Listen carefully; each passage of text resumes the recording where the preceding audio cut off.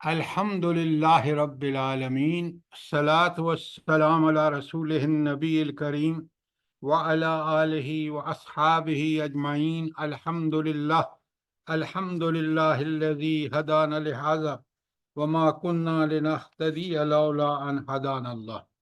رب اشرح لی صدری ویسر لی امری واحلل عقدۃ من لسانی یفقہوا قولی، آمین یا رب العالمین۔ کل ہم نے سورہ دہر کے لیے، سورہ دہر میں ہمارے لیے کیا پیغام ہے، اس کا میں نے ایک پہلا لکھایا تھا، اور اگر آپ پھر اس کو چیک کر لیں کہ جو میں نے آپ کو لکھوایا تھا پیغام، سب سے پہلا پیغام یہ ہے کہ اللہ تعالیٰ نے انسان کو یاد دلایا ہے کہ اس نے اسے ایک حقیر چیز سے، پانی کی بوند سے پیدا کر کے پھر اس کو بے شمار نعمتیں دے کر اشرف المخلوقات بنا دیا۔ پوری تخلیق کے جو کائنات ہے اس میں اس کو اشرف المخلوقات بنایا، اور اس کی دنیاوی زندگی کو امتحان بنا دیا۔ یہ سب آپ نے لکھ لیا؟ کوئی سوال ہے اس کے بارے میں؟ یہ تھا مضمون، لکھیں اس کے ساتھ آیت 1 تا 3۔ یہ تھی ہمارے لیے پیغام آیت 1 تا 3 میں۔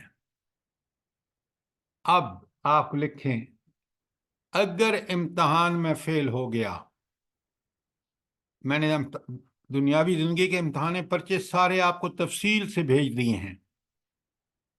اگر امتحان میں فیل ہو گیا تو اس کے لیے عذاب ہوگا، نمبر 1 زنجیریں، نمبر 2 توق، اور نمبر 3 بھڑکتی ہوئی آگ۔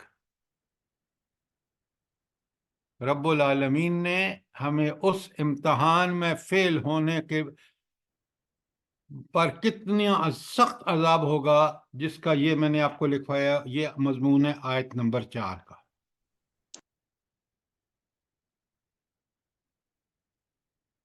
کوئی سوال اس کے بارے میں؟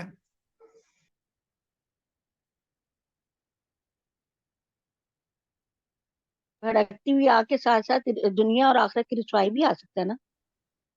پلیز، جتنا میں نے آیت میں تھا میں نے آپ کو لکھوا دیا، وہ دوسری جگہ ہے۔ دیکھیں نا، میں آپ کو سورہ دہر کا خلاصہ لکھوا رہا ہوں اور اس کے پیغام، تو میں اس کے اندر وہی کچھ بات کروں گا جو اس کے اندر موجود ہے۔ جی سر، جزاک اللہ سر، سوری۔ اچھا، یہ ہو گیا آیت 4، اور آپ لکھیں آیت 5 سے 22 تک، 5 تا 22۔ وہ لوگ جو کامیاب ہوں گے اس امتحان میں، ان کی 10 صفات آپ لکھ چکے ہیں، اور کچھ 15 انعامات وہ بھی آپ لکھ چکے ہیں۔ تو جو لوگ اس امتحان میں کامیاب ہوں گی، ان کی 10 خصوصیات اور 15 انعامات کا بیان آیت 5 تا 22 میں ہے۔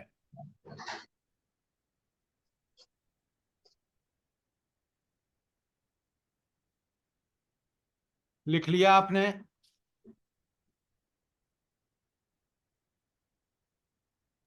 جی سر، جی سر، جی سر۔ جی سر، لکھیے۔ اچھا، جزاک اللہ۔ اب یہ تو تھا، اللہ تعالیٰ نے بتا دیا کہ دنیا ایک دنیاوی زندگی امتحان ہے، پاک ہونے والوں کو کیا انعامات ملیں گے 5 تا 22 میں، اور فیل ہونے والوں کو کیا عذاب ملے گا، آیت نمبر 4 میں ہے۔ نادیہ عبداللہ صاحبہ، آپ کا فون کھلا ہوا ہے، مائک کھلا ہوا ہے، ذرا پلیز بند کر لیں اس کو۔ اچھا، اب 23 تا 26 میں نبی کریم صلی اللہ علیہ وآلہ وسلم کو صبر، نماز اور تسبیح کا حکم۔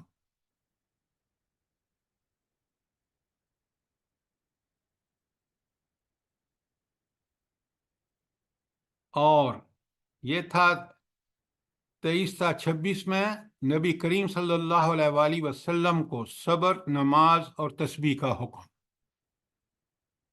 اس کا مطلب کیا ہے کہ نبی صلی اللہ علیہ وآلہ وسلم کو حکم دینے کا مطلب کیا ہے؟ جو ہر وہ شخص جو آپ پر ایمان لایا ہے، یہ اس کے لیے بھی بالکل حکم ہے، یاد رکھیں، کیونکہ اولین مخاطب وہی کے حضور نبی کریم صلی اللہ علیہ وآلہ وسلم ہے، لیکن جو حکم ان کو دیا گیا ہے وہ حکم ان کے ہر ماننے والے پر بھی واجب ہے۔ لکھ لیں۔ اور آیت 27 اور 28 میں بتا دیا کہ اصل بیماری کیا ہے منکرین کی۔ اصل بیماری کیا ہے منکرین کی؟ بھلا اس میں کیا ہے؟ جلدی دیکھیں۔ عاجلہ، ہاں، دنیا پرستی، دنیا پرستی۔ اب اس دنیا پرستی میں مال پرستی، ہوس پرستی، خواہش پرستی، ہر چیز آ جاتی ہے۔ یہ ہے مسئلہ۔ تو وارننگ دے دی کہ دنیا پرستی میں مبتلا نہ ہونا۔ اور سورت کے آخر میں لا جواب نصیحت 29 تا 31 میں، یہ 2-3 آخری آیات ہیں۔ فرمایا اگر تم کامیاب ہونا چاہتے ہو تو کامیاب کی کنجی کیا ہے بلا؟ کیا ہے کامیاب کی کنجی؟ ان هذه تذکرہ فمن شاء اتخذ الى ربہ سبیلا۔ جزاک اللہ، جزاک اللہ۔ وہ کنجی صرف قرآن مجید کا علم اور اس کے مطابق عمل۔ اس پر علم کا مطلب ایمان، اور اس پر عمل کا مطابق، اس کے مطابق عمل کا معنی عمل صالح۔ یہ 2 کام کرو گے کامیاب ہو جاؤ گے۔ میں نے اس کی ساری تفصیلات آپ کو لکھا دی ہیں کہ رحمتیں کن کے لیے ہیں۔ آیات کے سارے حوالے آپ کو کے سامنے ہیں۔ ظالموں کے لیے اللہ تعالیٰ کا عذاب کیا ہوگا، کیسا ہوگا، اس کی بھی تفصیلات کی کچھ آیات میں نے آپ کو دے دی ہیں۔ تو سورہ دہر ہم نے مکمل کر لی ہے۔ اگر کوئی سورہ دہر کے بارے میں سوال ہو تو ضرور پوچھیں۔ کوئی کامنٹس، کوئی سوال؟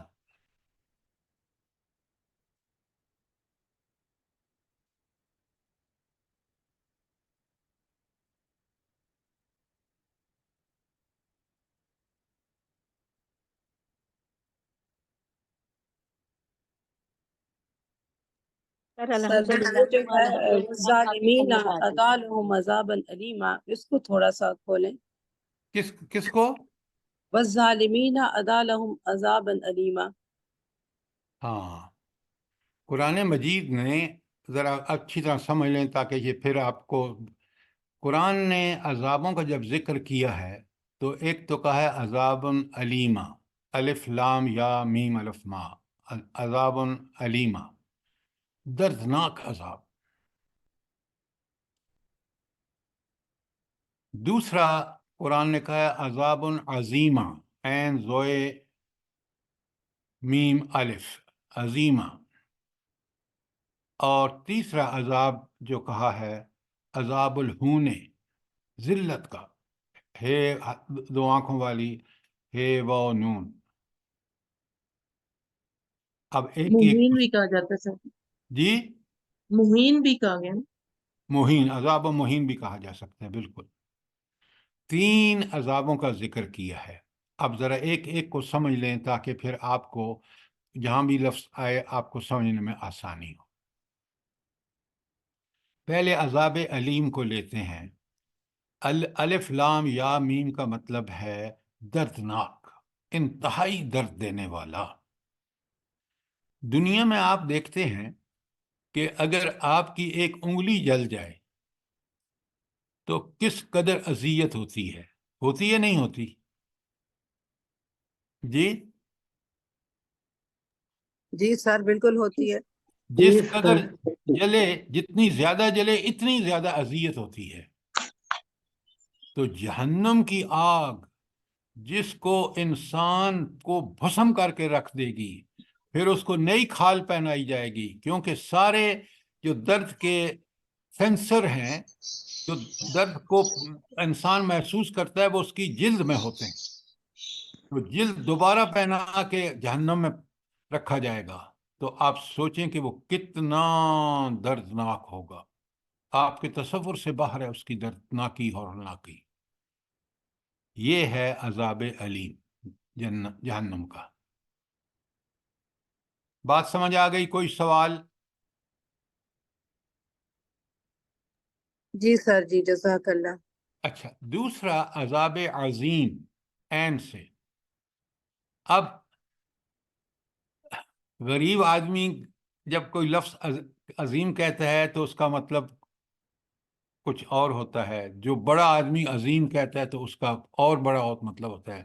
جب رب العالمین فرماتے ہیں تو انسانوں کو الگ کر دیجئے. عظیم کا مطلب ہے وہ بہت ہی بڑا عذاب ہوگا. ایسا عذاب کہ جس کی مثال تاریخ میں، دنیا میں نہ پہلے انسان نے دیکھی. تو وہاں دیکھے گا وہ ظالم جس نے دنیا میں اللہ تعالیٰ کا باغی بن کر زندگی گزاری ہوگی. اس کو ابھی آپ نے دیکھا آیت نمبر 4 میں، توق، بیڑیاں، بھڑکتی ہوئی آگ. تو آپ سوچیں کہ ان بیڑیوں کے ہوتے ہوئے، اس توق کے ہوتے ہوئے وہ اس آگ سے نکل بھی نہیں سکے گا.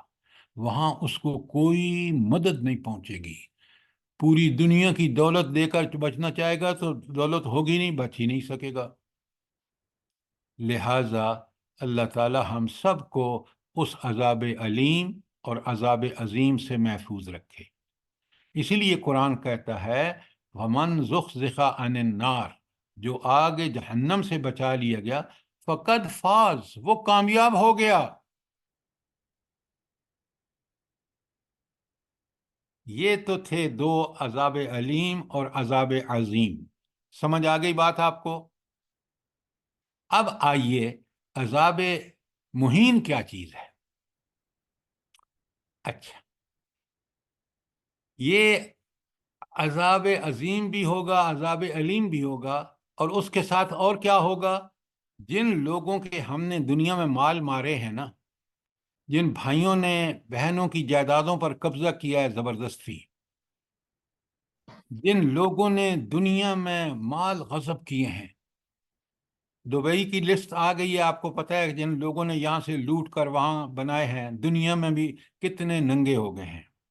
اور آخرت میں جن کا مال انہوں نے مارا ہے ان کو دکھایا جائے گا کہ یہ دیکھیں، یہ ہے وہ شخص جس نے تم دنیا میں کہا تھا کہ کر لو جو کچھ کرنا ہے. آج دیکھیں اس کی حالت کس قدر یہ عذاب میں جل رہا ہے، اور دیکھ منہ چھپا رہا ہے ان لوگوں سے جن کا اس نے مال کھایا تھا وہاں تڑیاں دے دے کر، دھمکیاں دے دے کر. عہدے پہ موجود تھا، صدر تھا، وزیر اعظم تھا، جرنیل تھا، اس نے قوم کا مال لوٹا. اب قیامت کے دن اللہ تعالیٰ اس کو سزا دے رہا ہے، پوری قوم کو دکھا رہا ہے یہ دیکھو یہ ہے تمہارا مال لوٹنے والا جس نے اپنے عہدے سے غلط فائدہ اٹھایا تھا. تو عذاب مہین سب سے ذلت والا عذاب ہوگا. علیم بھی ہوگا، عظیم بھی ہوگا، اس کے ساتھ ذلت مہین ہوگا کہ وہ لوگوں کو دکھایا جائے گا جن کو وہ دنیا میں دھمکیاں تڑیاں دیتا تھا. اب یہ بات آپ کو کلیئر ہو گئی کہ عظیم، علیم اور مہین کیا ہے؟ جزاک اللہ سر، بہت اچھی اچھی سر جی، جزاک جی اللہ سر. اصل میں ایک بات یاد رکھیں، قرآنی اصطلاحات کو ہمیں بہت اچھی طرح سمجھنا چاہیے، پھر قرآن کو سمجھنا بہت آسان ہو جاتا ہے. میں نے آپ سے پہلے کئی دفعہ گزارش کی ہے کہ قرآن کی 4 بنیادی اصطلاحیں وہ کیا ہیں؟ رب کون ہے؟ یہ جو ربوبیت ہے نا، اس کو اگر مجھے اور آپ کو سمجھنا ہے تو پھر ہم اللہ تعالیٰ کے شکر گزار بندے نہیں بن سکتے. شکر اس بات کا کہ اس نے ہمیں پالا پوسا، مالک، خالق، حاکم، رازق، ساری نعمتیں اور احسان کرنے والا. اسی طرح دوسرا لفظ ہے رب کے بعد ہے الہ. میں الہ کا ایک بھیج رہا ہوں آپ کو، کیونکہ لا الہ الا اللہ، اللہ کے علاوہ، اللہ تعالیٰ کے علاوہ کوئی الہ نہیں ہے۔ وہ الہ کی کیا خوبیاں اور خصوصیات ہیں وہ آج آپ کو مل جائیں گی۔ تیسرا لفظ ہے رب، الہ اور عبادت۔ بڑے محدود عبادت کے معنی ہم نے سمجھ رکھے ہیں کہ بس نماز پڑھ لی عبادت ہو گئی ہے۔ مومن کی زندگی کا ہر عمل عبادت ہے اگر وہ اللہ کے حکم کے مطابق اور نبی کریم صلی اللہ علیہ وآلہ وسلم کے طریقے کے مطابق ہے۔ اس کی شادی کرنا، اس کا کھانا کھانا، اس کا ہر عمل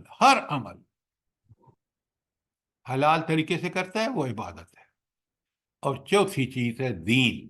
یہ دین ہے کیا؟ قرآن میں دین کے کتنے معنی ہیں؟ میری آپ سب سے گزارش ہوگی کہ ایک کتاب ہے چھوٹی سی، ذرا سمجھنے میں آپ کو وقت لگے گا، میں نے آپ کو پڑھا دی ہے پہلے بھی، جنہوں نے نہیں پڑھی وہ کتاب ضرور پڑھیں۔ کتاب کا نام ہے قرآن کی 4 بنیادی اصطلاحیں، اور اس کتاب کے رائٹر ہیں سید ابو العلا مودودی۔ کمال کی کتاب۔ جی سر جی، یہ سب سے پہلے ہم نے وہی پڑھی تھی آپ سے پچھلے سال، وہ ہے جزاک ہمارے اللہ، پاس۔ جزاک اللہ، لیکن جس نے نہیں پڑھی اس کو ضرور پڑھیں، کیونکہ یہ 4 اچھا، چیزیں اس آپ کی کو کھلی۔ ریکارڈنگ ہوگی؟ سر یہ اب ان کے رائٹر کا نام بتا دیں۔ سید ابو العلا مودودی۔ السلام علیکم سر۔ سر اس وعلیکم کی السلام۔ ریکارڈنگ ہوگی آپ کے لیکچر؟ یہ ریکارڈنگ نہیں ہوئی اتفاق سے اس وقت، پھر انشاءاللہ کسی وقت پڑھا کے اس کی ریکارڈنگ آپ کو بھیج دیں گے تاکہ پھر، لیکن ابھی آپ اس کو پڑھیں۔ ٹھیک ہے سر۔ کوئی سوال؟ دیکھیں سر اصطلاحات میرے کے پاس تو نہیں ہے، میں کہاں سے لوں؟ آپ کہاں سے لیں؟ اچھا، میں پی ڈی ایف بھیج دوں گی آپ۔ اللہ اکبر، اللہ آپ کو بہت جزائے خیر دے۔ آپ کے پاس جی ایسے سر، لوگ ہیں تو آپ ان سے کیوں نہیں منگاتی؟ جزاک اللہ۔ سر اچھا، میرے پاس بھی PDF ہے۔ آپ کے پاس بھی PDF ہے اس کا؟ نہیں، لیکن وہ دونوں خواتین آپس میں رابطے میں ہیں، وہ بھیج دیں گی۔ اور جس کسی کو چاہیے ہو، یہ ذکیہ مبین صاحبہ فرما رہی ہیں کہ ان کے پاس بھی ہے، تو آپ ان سے لے سکتے ہیں یا سر پلیز یہ آپ کو بھیج دیں، آپ سب کو بھیج دیں۔ ہاں، یہ بہت اچھی بات آپ نے ڈاکٹر صاحبہ کی۔ عبداللہ صاحبہ آپ مجھے بھیج دیں تاکہ میں اس کو PDF سب کو بھیج دوں جی سر جی، انشاءاللہ۔ انشاءاللہ۔ جزاک اللہ خیر عبداللہ، آپ کا بھی اور آپ کا سر آپ کا بھی۔ اچھا، اب اگر آپ کا کوئی سوال نہیں ہے تو ہم چلتے ہیں سورہ مرسلات، جو آخری سورت ہے پارہ نمبر 29 کی۔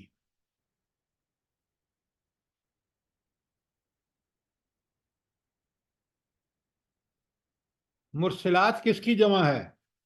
تھوڑی سی عربی آپ سیکھنا شروع کریں، انشاءاللہ کلاس ہم آن لائن رکھیں گے پھر، تاکہ قرآن فہمی کے لیے عربی زبان کو سمجھنا بے انتہا ضروری ہے۔ اور قرآنی عربی کی کلاس انشاءاللہ ہم شروع کریں گے، پھر ایک دفعہ ہو چکی ہے۔ مرسل کی رسول کی جمع ہے۔ مرسل کی جمع سر، بالکل مرسلہ۔ غلط، مرسلہ۔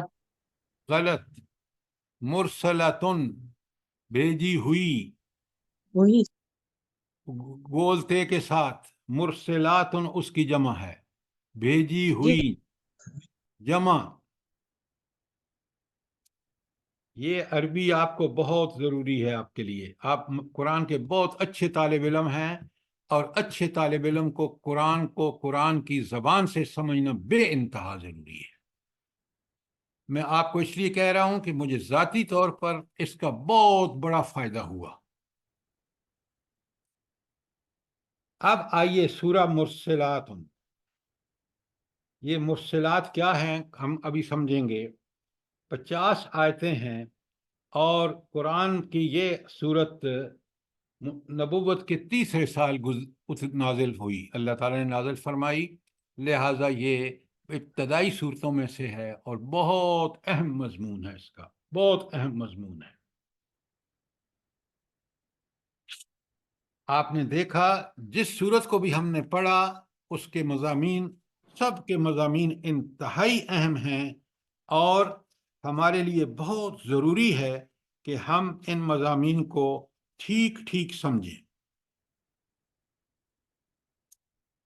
کوئی سوال کوئی؟ اب آئیے، قرآن مجید کا یہ اسلوب آپ پہلے بھی دیکھ چکے ہیں، سن چکے ہیں، پڑھ چکے ہیں کہ قرآن کسی چیز کی دلیل قاطع کے طور پر، ایسی دلیل جس کو بالکل برحق ہے، اس پہ کوئی انکار نہیں ہو سکتا اگر دل میں کوئی کجی نہ ہو تو، لیکن دل میں کجی ہو تو پھر اس کا کوئی حل نہیں ہے۔ آپ کسی بھی بات کو کہیں میں نہیں مانتا، اللہ تعالیٰ نے کسی کو مجبور نہیں کیا منوانے کا، اللہ نے تو کہا کہ حق کو بیان کر دو بس۔ اچھا، اب آپ اگر نوٹ فرمائیں تو یہ شروع ہو رہی ہے والمرسلات عرفا، بسم اللہ الرحمن الرحیم، والمرسلات عرفا، قسم ہے ان کی جو پے در پے بھیجی جاتی ہیں۔ ذرا قرآن کا انداز دیکھیں، اور اگلی آیت میں کہا والعاصفات عصفا، پھر طوفانی رفتار سے چلتی ہیں۔ اب بندے کا ذہن فوراً منتقل ہو جاتا ہے کہ یہ ہوائیں ہو سکتی ہیں، کیوں؟ یہ آہستہ بھی چلتی ہیں، طوفانی رفتار سے بھی چلتی ہیں، اور ہم روزمرہ اس کا مشاہدہ کرتے ہیں۔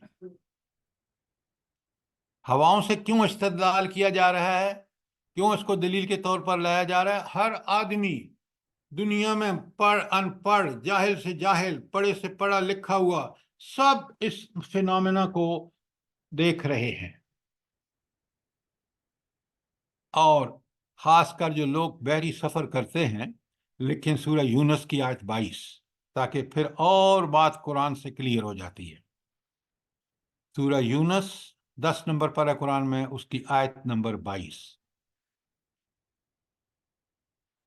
میں ترجمہ پڑھ رہا ہوں، بسم اللہ الرحمن الرحیم۔ حتی اذا کنتم فی الفلک، یہاں تک کہ تم جب کشتیوں میں ہوتے ہو، یعنی آپ امیجن کریں، خیال کریں، تصور میں لائیں کہ میں کشتی میں بیٹھ کر ایک سمندر میں بڑے آرام سے کشتی چل رہی ہے، بڑے مزے لے رہے ہیں۔ حتی اذا کنتم فی الفلک وجرین بہم، اور یہاں تک کہ جب تم کچھ کشتی میں ہوتے ہو اور ان کو لے کر چلتی ہے کشتی، بریخ جرین بہم بریخ طیبۃ، اور موافق ہوا کے ساتھ بڑا بندہ خوش ہوتا ہے، بڑی تیزی سے جا رہی ہوتی ہے ہوا، اس کی رخ میں ہوتی ہے، اور پھر وہ سمندر کے مزے لے رہا ہوتا ہے۔ اب اچانک کیا ہوتا ہے؟ وَجَاءَهُمْ الْمَوْجُ مِنْ كُلِّ مَكَانٍ، پھر تند و تیز ہوا جو ہے اس کی موجیں ہر جانب سے آنی شروع ہو جاتی ہیں۔ یہ ہے وہ جو اوپر کا نا والعاصفات عصفا، کہ طوفانی رفتار سے چلتی ہیں، اب کشتی ڈولنے لگتی ہے۔ وہی انسان جو پورے مناظر سے لطف اندوز ہو رہا تھا، ایک دم اس ہوا سے کشتی جب ہچکولے کھانے لگتی ہے تو پھر اس کی کیا کیفیت ہوتی ہے، آپ سوچ لیں ذرا۔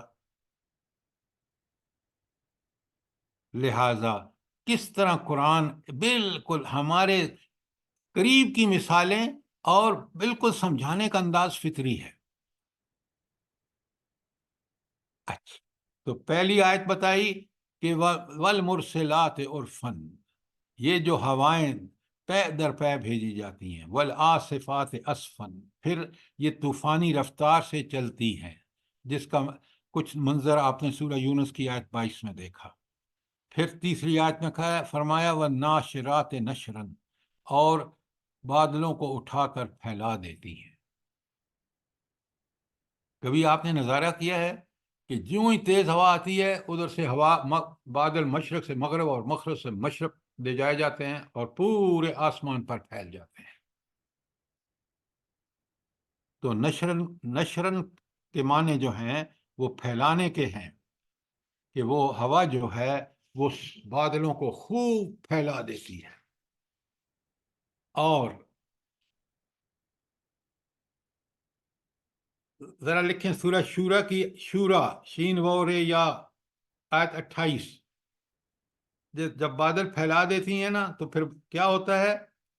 وَهُوَ الَّذِي يُنَزِّلُ الْغَيْثَ مِن بَعْدِ مَا قَنَطُوا، اور وہی ہستی تو ہے جو نازل کرتا ہے بارش اور اس کے لوگوں کے حالانکہ لوگ مایوس ہو چکے ہیں کہ بہت خشک سالی ہے فلان ہے، ایک دم جب بارش آتی ہے تو خوش ہو جاتا ہے انسان. وَيُنشِرُ الرَّحْمَةَ، اور اللہ تعالیٰ اپنی رحمت پھیلا دیتے ہیں. وہ رحمت کی بارش ہوتی ہے، فصلیں ایک دم اگ جاتی ہیں، لہلہا اٹھتی ہیں.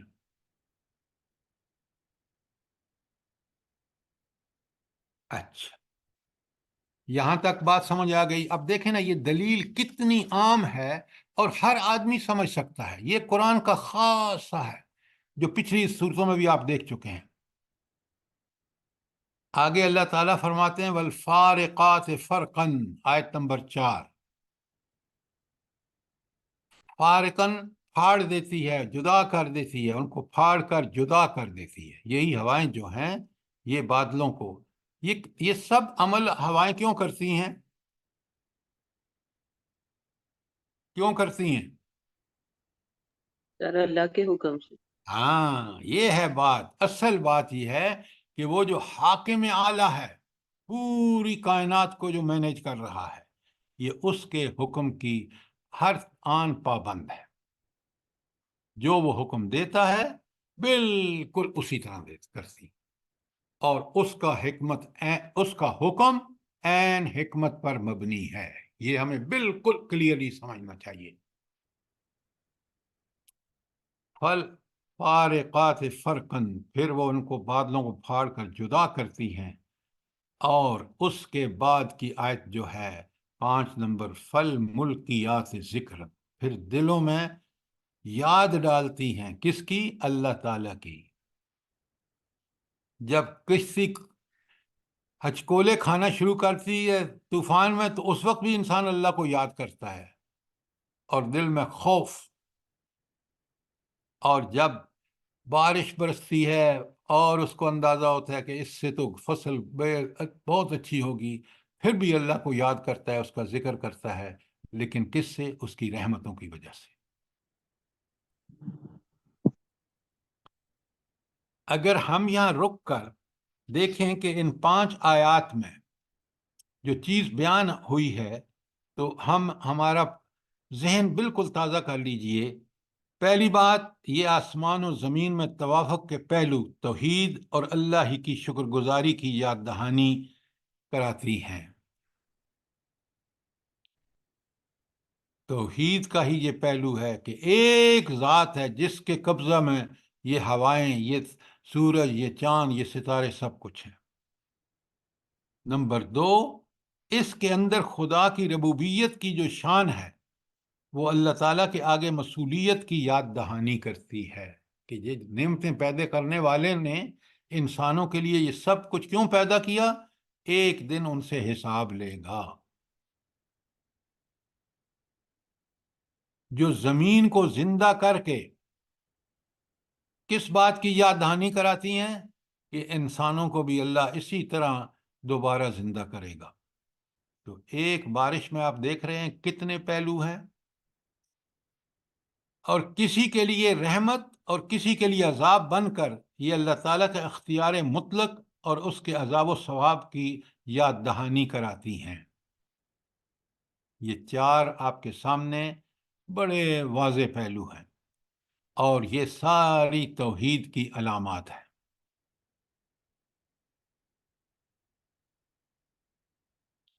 عذراً او نذراً، آیت نمبر 6. عذر کے طور پر یا ڈراوے کے طور پر، یعنی یہ اتمام حجت ہے. جب طوفانی آتی ہیں تو انسان کے اندر خوف پیدا ہوتا ہے اور وہ ایک ذریعہ ہوتی ہیں انسانوں کو یاد دہانی کا کہ باز آ جاؤ، ورنہ یہی طوفانی جو ہوا ہے یہ تمہارے لیے عذاب کرنے کی صورت بن سکتی ہے. تو لہٰذا یہ ہے وہ چیز جو انسان کے اندر انذار کے حوالے سے اس کو توبہ و استغفار کرنے لگتے ہیں لوگ۔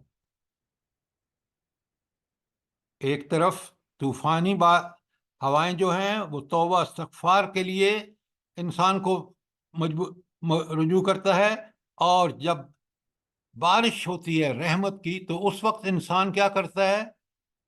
جلدی بتائیں۔ شکر ادا کرتا ہے شکر سر۔ ادا کرتا ہے۔ جزاک اللہ۔ یہ شکر ہی تو ایمان کو اور مضبوط کرتا ہے۔ تو خوف اللہ کے عذاب کا اور شکر اس کی نعمتوں کا، یہ مومن کا خاصہ ہے، اور اپنے اندر اس چیز کو پیدا کیجیے۔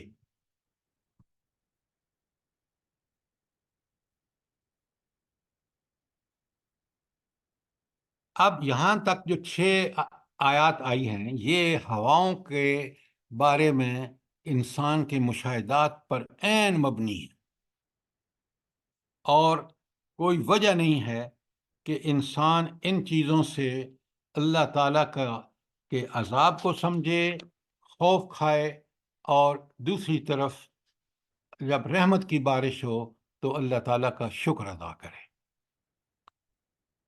یہ ہے مومن کا کام، اور اس کو پوری طرح سمجھیں۔ کوئی سوال، کوئی بات سمجھ نہ آئی ہو تو سوال کریں۔ جی آپ نے سمندر کا سفر کیا ہے؟ بس وہ نہیں، میں نے نہیں کیا۔ اب ہوائی جہازوں کی سہولت نے انسان کو، لیکن یہ بالکل آپ نہ بھی سفر کریں، یہ سب چیزیں آپ محسوس کر سکتے ہیں کہ تازہ ہوا، ہم زمیندار ہیں، ہم نے دیکھا ہے کہ جب رحمت کی بالکل صحیح ہے سر، میں کتنا نے کیے ہیں انسان، 2-4۔ ہاں، تو آپ نے یہ سارے مناظر دیکھے ہیں۔ جی بالکل بالکل، جیسے آپ فرما رہے ہیں بالکل اسی طرح ہوتا ہے سب کچھ۔ الحمدللہ۔ انسان دیکھیں، قرآن جو بات بھی بیان کرتا ہے وہ بالکل انسان کے سمجھ میں آنے والی ہے۔ یہ جو سر جی یہ جیسے والمرسلات اور والناشرات، شروع میں اگر واو آئے گا تو اس کا ٹرانسلیشن میں ہم قسم کہیں گے اس کو، یہاں قسم ہے۔ دیکھیں، یہ واو قسمیہ ہے۔ دوسری جگہ واو اور یا اینڈ کے معنی میں آتی ہے، وہاں بالکل کلیئرلی آپ سمجھ جاتے ہیں۔ اب اتنی جو قسمیں کھائی ہیں، یہ گواہیاں ہیں، یہ شہادتیں ہیں۔ کس پر یہ شہادتیں ہیں؟ جی اگلی آیت ہے نا، انما توعدون لواقع، یعنی قیامت پر۔ کاش آپ سب لوگ اسی طرح سمجھیں جس طرح ہماری یہ بہن سمجھتی ہے، کہ یہ ساری برحق گواہیاں اس حقیقت پر ہیں، اور بالکل جس طرح یہ آپ روز دیکھتے ہیں، بالکل اسی طرح آپ دیکھیں گے۔ انما توعدون لواقع، جس چیز کا تم سے وعدہ کیا جا رہا ہے وہ ضرور واقع ہوگی۔ تو ادونا کا مطلب ایک تو یاد رکھیں اور لکھ لیں، ایک تو معنی ہے جس کا تم سے وعدہ کیا جا رہا ہے، دوسرا معنی کیا ہے؟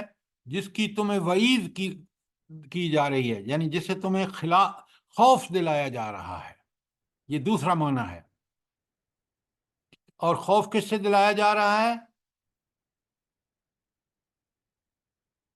جلدی قیامت کی بتائیں۔ قیامت اور آخرت، قیامت اور آخرت۔ تو یہ دلائل پیش کیے جا رہے ہیں تاکہ انسان کو یقین پیدا ہو جائے کہ یہ آخرت واقعہ ہو کے رہے گی، کیونکہ رب العالمین نے اس کو ہم سے وعدہ کیا ہے، ہمیں اس کی سے خوف دلایا ہے، اور یہ یقینی ہے تاکہ انسان، ورنہ رب کا کہنا ہی کافی تھا، جب اس نے فرما دیا تو یہ ہو کے رہے گا۔ لہذا مفسرین نے اس میں کبھی ان کو فرشتے کہا ہے، اور آپ اچھی طرح سمجھ لیں کہ یہ ہوائیں ہی ہیں، اور یہی اس کی صحیح تشریح ہے پہلی 5 آیات کی، بلکہ 6 آیات کی۔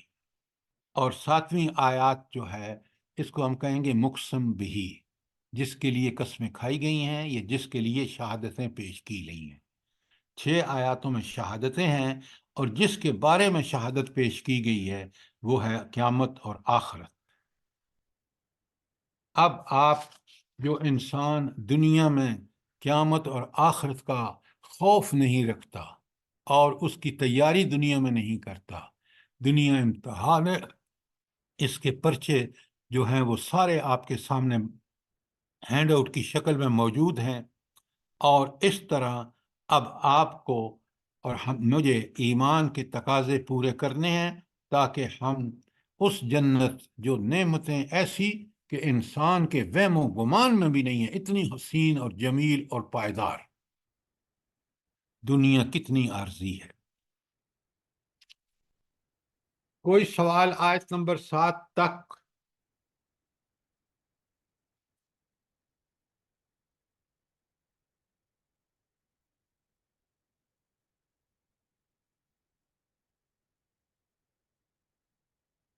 اب میں آپ کو تھوڑا سا اور یاد دلاتا ہوں تاکہ قرآن میں آپ جا کے دیکھیں۔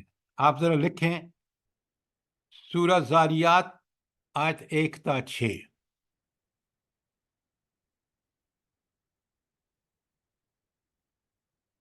لکھ لیا آپ نے؟ جی اب سر میں جی اب میں آیتیں پڑھ رہا ہوں، ام عبداللہ آپ نے نہیں بولنا، میں سوال کروں گا، غور سے سنیں۔ بسم اللہ الرحمن الرحیم۔ والزاریات ضربا، قسم ہے ہواؤں کی جو گرد اڑاتی ہیں، والحاملات وقرا، اور پانی سے لدے ہوئے بادل اٹھاتی ہیں، فالجاریات یسرا، اور پھر سبق رفتاری سے چلتی ہیں، تیز رفتاری سے، فالمقسمات امرا، پھر ایک بڑے کام کی تقسیم کرنے والی ہے۔ یہ بڑا کام کیا ہے جس کی تقسیم کرتی ہیں؟ قیامت اور آخرت۔ قیامت اور آخرت۔ ایکسیلنٹ۔ انما توعدون، وہی جو ہے نیچے لکھا ہوا۔ آگے میں نے ابھی وہ پڑھا ہی نہیں ہے۔ آپ ذرا اس طرح نہ کیا کریں، مجھے بات سمجھانی ہوتی ہے۔ اب یہ ساری قسمیں بالکل ویسی ہیں، الفاظ مختلف ہیں جو ابھی ہم نے آیات 6 پڑھی ہیں، ایسا ہی ہے وہاں۔ بالکل سر، یہ سیم جی اسی سر، طرح ہیں۔ بالکل بالکل سیم۔ تو یہ ہے وہ قرآن فہمی کہ اللہ تعالیٰ نے، اچھا اب اس کے یہ تو قسمیں ہیں، اور آگے اللہ تعالیٰ فرماتے ہیں انما توعدون لصادق۔ وہاں کیا کہا بلا؟ کیا کہا آیت نمبر 7 میں؟ جلدی دیکھیں۔ انما توعدون ولا واقعہ۔ ہاں دیکھیں کتنا مضمون ملتا جلتا ہے، اسی چیز کو یہاں کہا انما توعدون لصادق۔ اچھا یہ لام کیوں آیا؟ صادقن کافی تھا، لام کیوں آیا ہے؟ شدت کے لیے سر تاکید کے طور پہ کہ ضرور ہاں، تاکید، تاکید، تاکید۔ اب اگر میں اور آپ اس بات کو سامنے نہ رکھیں کہ اللہ کا وعدہ سچا ہے، اور ابھی آپ نے خلاصہ لکھا ہے سورہ دہر میں کہ جو انکار کریں گے ان کے لیے توق، زنجیریں اور جہنم ہے، اور جو اس کو ایمان لا کے عمل کریں گے ان کے لیے کیا خصوصیات ہیں، ان کے کیا انعامات ہوں گے۔ یہ ہے قرآن فہمی کہ ہم چیزوں کو جوڑتے چلے جائیں۔ فرمایا کہ انما توعدون لصادق۔ اگلی آیت ہے وَإِنَّ الدِّينَ لَوَاقِعٌ۔ یہ دین کا مطلب یہاں کیا ہے؟ ان الدین لواقع۔ سر قیامت، روزہ جزا سر۔ جی آج آپ نے بڑا اچھا بھیجا ہوا تھا اس کا ٹرانسلیشن، بولوں؟ دین کا مطلب ہے سزا اور جزا۔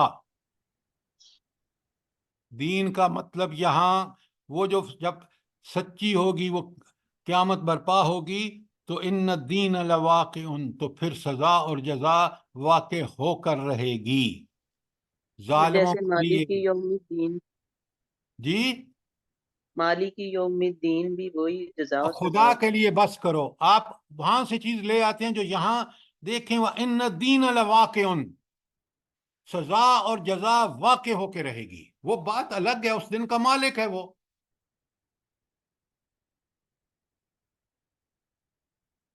بات کو ٹھیک سمجھیں، سزا اور جزا جس کے لیے اللہ تعالیٰ نے جیسے اعمال کیے ہوں گے وہ اس کے سزا اور جزا سے بچ نہیں سکے گا۔ کتنی اس آیت میں مماثلت ہے جو ابھی ہم نے سورہ مرسلات کی آیات پڑھی ہے۔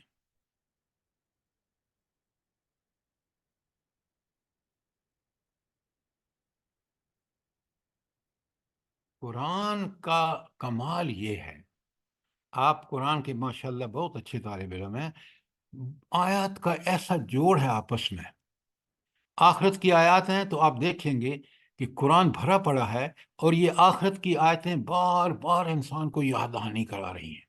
دنیا دار العمل ہے، آخرت دار الجزا ہے، لہذا دنیا میں عمل کا وہ طریقہ اختیار کرو جو قرآن و سنت نے بتایا۔ یہ ہے وہ چیز جس کا قرآن بار بار ہمیں یاد دہانی کرا۔ اگر ہم قرآن کو سمجھ کے پڑھیں گے، آپ یقین مانیں، آپ سمجھ رہے ہوں گے، غور و فکر کریں گے تو آپ کہیں گے میں دنیا میں کوئی برائی نہ کروں چاہے مجھے دنیا بھر کا فائدہ ہو جائے، کیوں؟ یہ مجھے آخرت میں جہنم میں پہنچائے گی، اور جہنم کتنی ہولناک ہے، قرآن بھرا پڑا ہے۔ جنت کتنی حسین اور جمیل ہے، ہمارے خیالوں میں بھی نہیں سما سکتی۔ انسان کی کس چیز کا خیال وہاں نہیں رکھا گیا، اس کا لباس ہو، اس کا کھانا پینا ہو، اس کا ماحول ہو، اس کے لیے رہائش گاہیں اور بستریں ہوں، ایک ایک چیز مجھے بتائیں۔ دنیا میں ابھی جو ڈوبا ہے نا دبئی، تو جن لوگوں نے وہاں لوٹ لاٹ کے لے گئے تھے نا، ان کے دیکھیں ایک طرف وہ ننگے ہو گئے کیوں اخباروں میں آ گیا، دوسری طرف ان کو وہ سارا پیسہ جو، میں آپ کو ایک بڑی اچھی چھوٹی سی مثال سناتا ہوں، جلدی سے سنیں۔ چور آئے نا کسی گاؤں میں، تو انہوں نے ایک بیل چرایا، بیل چوری کر کے، اور قریب میں سڑک تھی، وہاں ایک اپنے آدمی کو کھڑا کیا کہ تم یہ بیل پکڑ کے یہاں ٹھہرو، ہم ایک اور چوری کر کے لاتے ہیں۔ جب وہ چوری کرنے گئے تو دوسرا ایک اور چور آئے، اور انہوں نے اس سے بیل چھین کے وہ چلتے بنے۔ اب وہ دوسرا بیل لے کے آئے تو اس سے پوچھا بھائی پہلا بیل کہاں گیا؟ تو اس نے کہا بس وہ لگے مل گیا ہے۔ لگے مل کا مطلب کیا ہے؟ کہ وہ چوری کیا تھا، چوری ہو گیا۔ تو یہاں دنیا میں یہ چھوٹی سی مثال ہے، لیکن یقین مانیں میں نے اپنی آنکھوں سے دیکھا ہے لوگوں کو اجڑتے ہوئے جنہوں نے یہ مال اور اولادیں کے لیے سب کچھ کیا۔ لہذا اللہ کے حکم پہ چلیں، اسی میں خیر و برکت ہے، دنیا میں بھی اور آخرت میں۔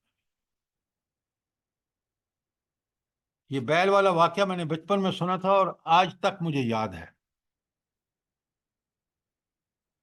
اچھا، آپ نے آیت نمبر 7 اور پھر ہم نے ان 7 آیاتوں کی تشریح سورہ زاریات کی آیت 1 تا 6 میں دیکھ لیا، اور بہت ساری آیتیں میں لکھوا دیتا ہوں، چند ایک جو آپ پڑھ لیں۔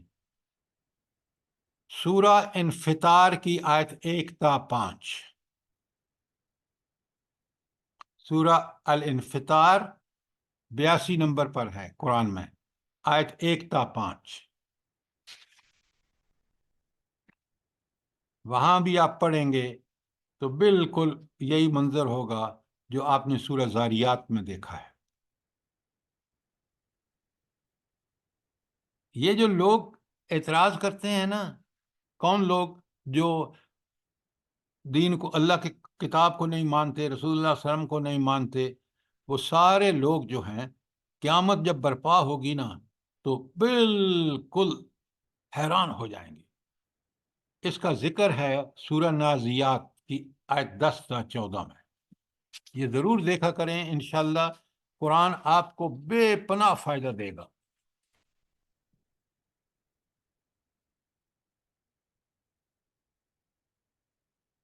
اب ذرا غور سے سنیں بات کو.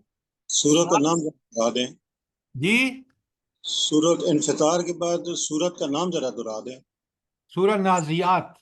پہلی میں نے آپ کو سنیں، پہلی بات میں نے جو ابھی آپ کے سامنے کھولی ہے وہ سورہ زاریات کی آیت 1 تا 6 ہے. پھر سورہ انفطار 82 نمبر پر، اس کی آیت 1 تا 5 ہے. اور سورہ نازیات جو آخری بتائی ہے سورہ نازیات ہے، اس کی آیت 10 تا 14 ہے. ٹھیک ہو گیا؟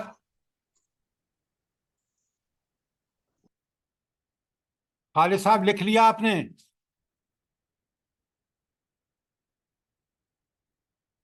جب سوال کریں تو جواب بھی دیا کریں تاکہ مجھے اطمینان ہو جائے کہ آپ کو بات پہنچ چکی ہے.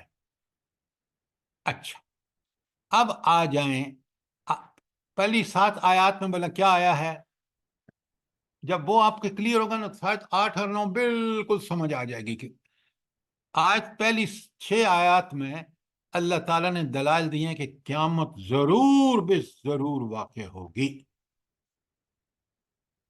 اور یہی مقسم بہی ہے جس پر یہ سارے دلائل اور قسمیں کھائی گئی ہیں کہ قیامت واقع ہوگی. 7 تک یہ مضمون ہے، اور 8 میں بتایا کہ قیامت کی ہولناک تصویر کہ جب ہوگی تو کیسی ہوگی، کتنی خوفناک اور ہولناک ہوگی، ذرا اس کا اندازہ کیجئے. آیت 8 میں فرمایا وَإِذَا النُّجُومُ طُمِّسَتْ، پھر جب ستارے ماند پڑ جائیں گے.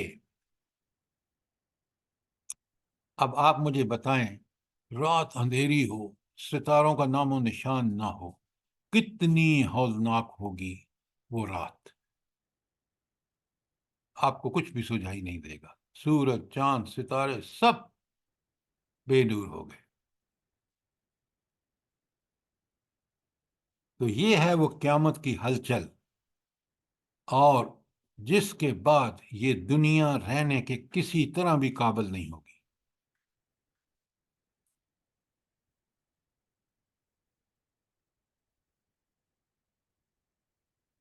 اسی بات کو سورہ تکویر میں فرمایا وَإِذَا النُّجُومُ انقَدَرَتْ، جب ستارے بکھر جائیں گے، بے نور ہو جائیں گے. اور انفطار کی 2 میں کہا، لکھیں سورہ تکویر اس کے لیے 8 نمبر کے لیے سورہ تکویر کی آیت 2 اور سورہ انفطار کی آیت 2 میں بھی یہی فرمایا وَإِذَا الْكَوَاكِبُ انتَثَرَتْ، جب ستارے بکھر جائیں گے. تو جب قیامت برپا ہوگی تو یہ ہوگی وہ ہولناک اور خوفناک صورتحال. آیت 9 میں اور فرمایا وَإِذَا السَّمَاءُ فُرِجَتْ، اور جب آسمان پھاڑ دیا جائے گا. کتنا حسین اور جمیل یہ نیل گوں آسمان ہے. اور جب انسان کا ذرا خیال کریں، آپ خود اپنے آپ کو اس پوزیشن پہ رکھ کے سوچیں، نہ ستارے ہیں نہ آسمان ہے، کتنی بھیانک ہے یہ تصویر. وَإِذَا السَّمَاءُ فُرِجَتْ، اور جب آسمان پھاڑ دیا جائے گا. یعنی آسمان جس میں کہیں کوئی شگاف اور دراڑ نشان کی بھی نہیں ہے، جو بالکل ٹھوس اور محکم نظر آتا ہے، قیامت کے دن پھٹ جائے گا. اور اسی آسمان کے بارے میں اللہ تعالیٰ دوسری جگہ فرماتے ہیں سورہ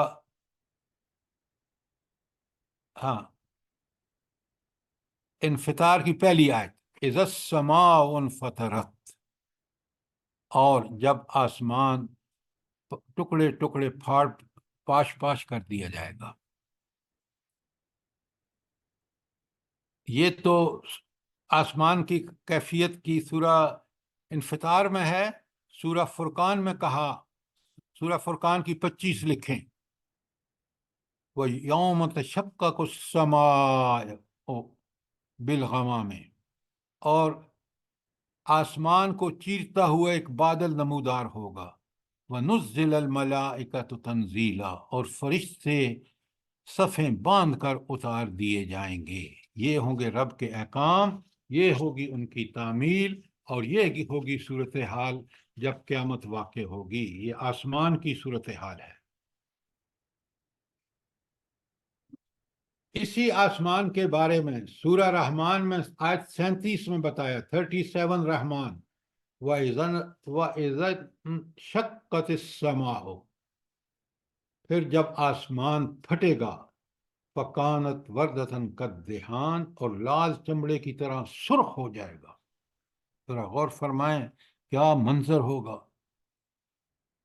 اسی بات کو پھر کتنا ہولناک ہے یہ قیامت کا مناظر، تکویر کی آیت 11 میں فرمایا. سورہ تکویر آیت 11، وَإِذَا السَّمَاءُ كُشِطَتْ، اور جب آسمان کا پردہ ہٹا دیا جائے گا، یعنی اس کی کھال کھینچ لی جائے گی. سورہ معارج میں کہا، سورہ معارج کی آیت 8 فرمایا، یوم تکون السماء کالمہل،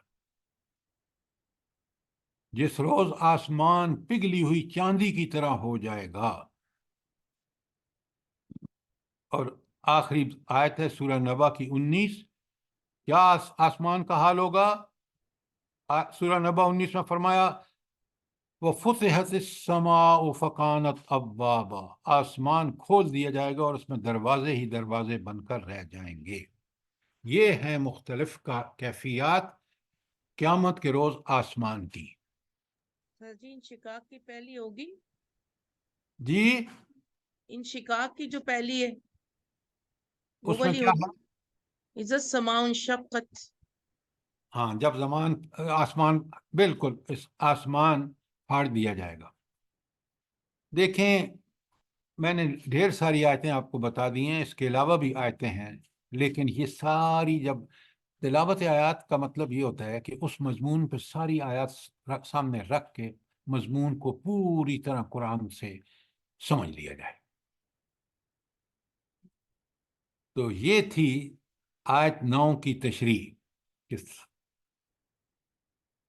کوئی سوال آیت 9 پر؟ کوئی چیز کلیئر نہ ہوئی ہو؟ سر بہت بہت جزاک اللہ خیر. کتنی خوبصورت، دیکھیں آدمی کا سوچ کے ہی آدمی کے رونگٹے کھڑے ہو جاتے ہیں نا. اسی لیے تو یہی ہے وہ خوف جو اللہ تعالیٰ ان آیات کے ذریعے آخرت کے بارے میں، حساب و کتاب کے بارے میں، دوزخ اور جہنم کے بارے میں ہمیں اللہ تعالیٰ ہمیں سکھانا چاہتے ہیں کہ اس کو سامنے رکھ کے زندگی گزارو. یہ تو تھا نا پہاڑوں، ساری سمندر، اس کا آسمان کا حال.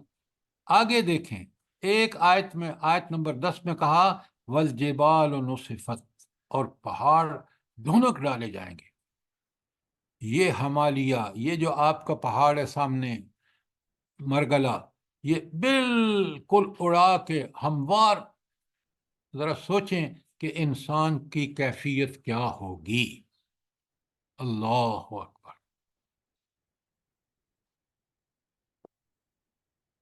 آسمان کا آپ نے آیت نمبر 9 میں دیکھا، پہاڑوں کا بتایا. اور سونا سورہ طہ کی آیت 97 لکھیں، پہاڑ کے بارے میں اللہ تعالیٰ فرماتے ہیں قیامت کے دن کیا ہوگا. وانظر الی الہک، یہ حضرت موسیٰ کہہ رہے ہیں اس کو جس نے وہ گھڑا بنایا تھا نا، بچھڑا، اسے کہتے ہیں ذرا دیکھنا اپنے اس دیوتا کو. الہ کا تیرا الہ نہیں، تیرا دیوتا. ہاں، ذللت علیہ عاکفا، جس پر تو معتکف اعتکاف بیٹھا رہتا ہے. یہ کافر یہی کرتے ہیں نا. اللہ تعالیٰ کے رسول سے کہتے ہیں لَنُخْرِقَنَّهُ، ہم اس کو جلائیں گے. ثُمَّ لَنَنْصِفَنَّهُ فِي الْيَمِّ نَصْفًا، اور پھر اس کو ریزہ ریزہ کر کے سمندر میں بکھیر دیں گے.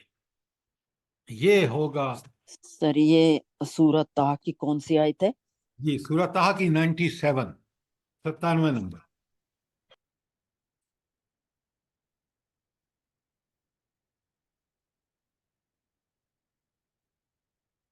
اچھا، اب آ جائیے آیت 25 پر.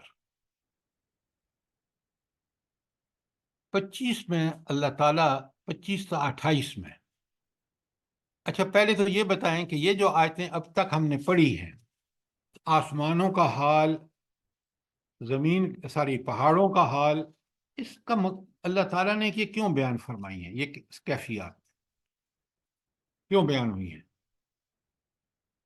بڑا مقصد ہے ان کا کہ انسان پوری طرح سمجھ لے کہ قیامت کتنی ہولناک اور خوفناک ہوگی. آسمان جیسی مخلوق، پہاڑوں جیسی مخلوق، اس کا کیا حشر ہوگا وہ آپ نے سارا دیکھ لیا. تو قیامت کا خوف، آخرت کا یقین ہمیں دنیا میں دنیا پرستی، مال پرستی، ہوس پرستی سے باز رکھ سکتا ہے.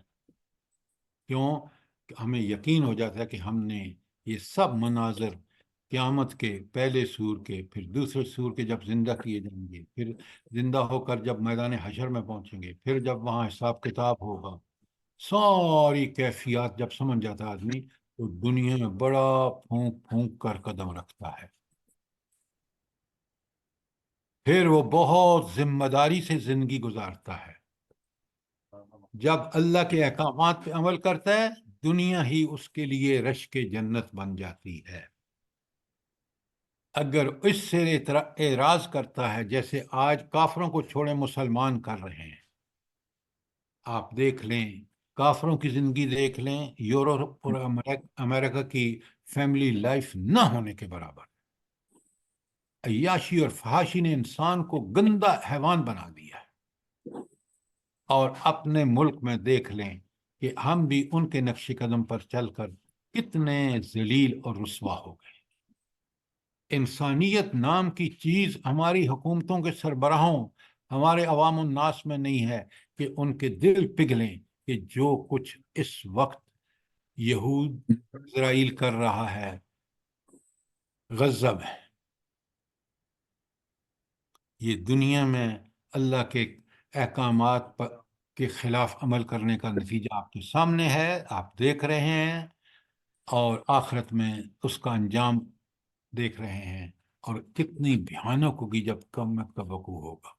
اللہ تعالیٰ مجھے بھی اور آپ کو یہ سب سمجھنے کی توفیق عطا فرمائے. آمین ثم آمین سر. سر جی ایک بات کرنی ہے. جی حکم.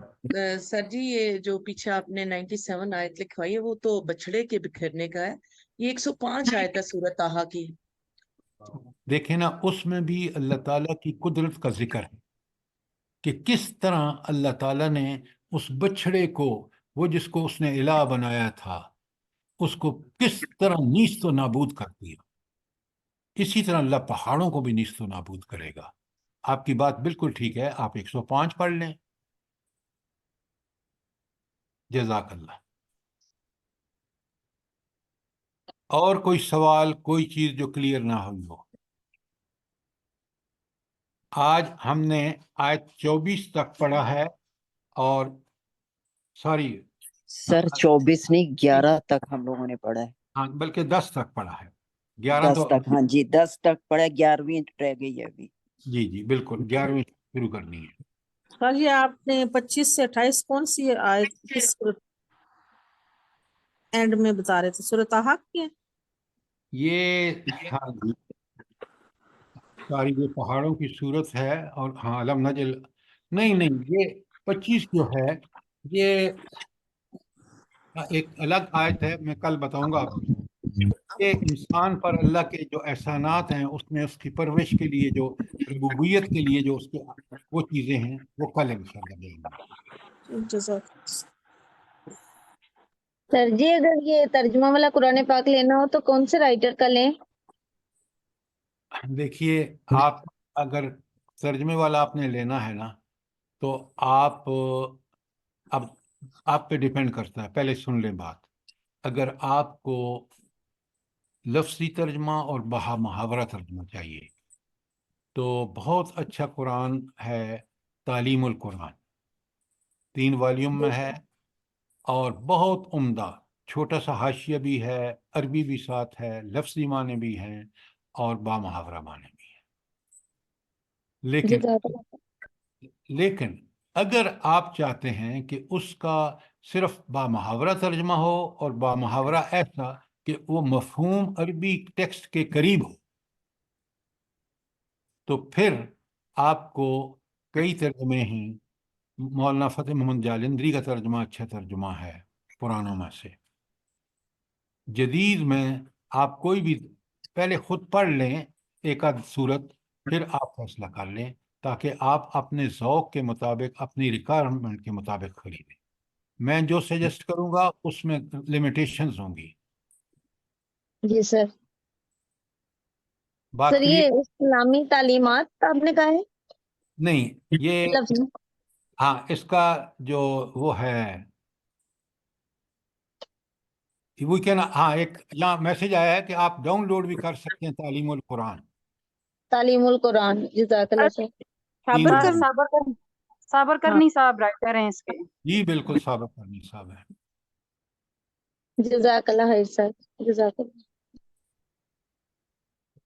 سر بہت سارے ترجمے کے ساتھ بھی ڈاؤن لوڈ کرنے کے لیے دیے جاتے ہیں، یوٹیوب پہ بھی اور ادھر ادھر ساری جگہ سے مل جاتے ہیں. لیکن آپ فیصلہ کر لیں کہ یہ قرآن میرے ذوق اور میری ریکوائرمنٹ کے مطابق ہے، پھر اس سے سٹک کریں اور دوسروں کے ترجمے کی طرف اس وقت جائیں جب یہاں بات کلیئر نہ ہو. یہ طالب علم کے سمجھنے کے لیے بہت ضروری ہے. ایک آیت پڑھیں، اس میں دیکھیں کہ آپ کے ترجمے میں آپ کو کلیئر ہے، نہیں تو پھر آپ اس کا ترجمہ دوسری جگہ دیکھیں، تشریح دیکھیں، ٹل سچ ٹائم کہ آپ کو اطمینان ہو جائے. جی سر. جزاک اللہ. ٹھیک ہے. سر ایک آسان ترجمہ قرآن ہے مولانا مودودی رحمۃ اللہ کا، اس آسانی سے بات سمجھ آ جاتی ہے. ایک پورا صفحہ ترجمہ ہوتا ہے اور ایک پورا صفحہ جو ہے وہ عربی ہوتی ہے، اگر صرف ترجمہ سمجھنا ہو تو. میں عربی نے میں آپ سے پہلے گزارش کی ہے کہ ترجمے جو قرآن کی ٹیکسٹ کے قریب ہیں اس میں مولانا کا ترجمہ بھی سر فہرست ہے. لیکن جو آپ بتا رہے ہیں ایک لفظ پہ ٹیکسٹ ہے، دوسرے ترجمہ ہے، اب دوسرا بھی آ گیا ہے جو اس کے نیچے ترجمہ ہے. اس میں آسانی یہ ہوتی ہے کہ آپ آیت کے نیچے ترجمے کو دیکھ رہے ہوتے ہیں. لیکن سر آپ نے جو بتایا نا تعلیم القرآن، وہ ٹھیک ہے لفظی ترجمہ، اور آپ ماشاءاللہ تشریح اتنی اچھی کروا دیتے ہیں تو سمجھ آ جائے گی اس سے. جزاک اللہ. اللہ آپ کو بہت جزائے خیر دے. بہت شکریہ. ربنا تقبل منا انك انت السميع العليم وتب علينا انك انت التواب الرحيم. سبحان ربك رب العزة عما يصفون والسلام على المرسلين والحمد لله رب العالمين.